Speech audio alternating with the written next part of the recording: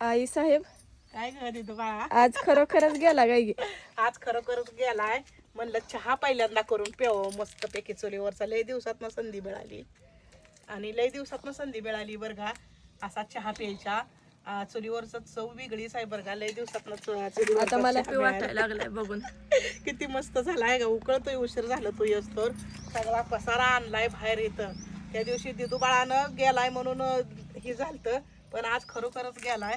रात्री किती फिरली भयान. साहेब पण गॅस काय मिळाला नाही भरून. अजून आता 2-3 दिवस नाही कधी भेटत. येईल तवा येईल. बाहेर तर पसारा आणला, इथं बसून करायचं काहीच टेन्शन नाही बरं का. ऊन आता येते अशी आता. आपल्याला कधीतरी नड येते, अडचण येते म्हणल्यावर का नाही काय करायचं माहित आहे का, आपण मस्त पैकी देतो बाळा चोरीला निवाराच करूया बाहेर कुठं तर. कारण की कधी कुठली वेळ कधी येते काय सांगता येत नाही का नाही. त्याच्यामुळं इथनं जी ऊन आता येतं, इथनं ऊन लगेचच येतं 1 तास 1.5 तासात. तेवढ्यात आता उरकायला लागतोय पटकन. जरा झाडही मोठी असली असती आवरू गे लवकर सरा पे आता चहा. तर असा मस्त पैकी असा चहा उकळाय बघा. कुणाकुणाला चुलीवरचा चहा आवडतंय नक्की कमेंट मध्ये सांगा. आणि या चहा प्यायला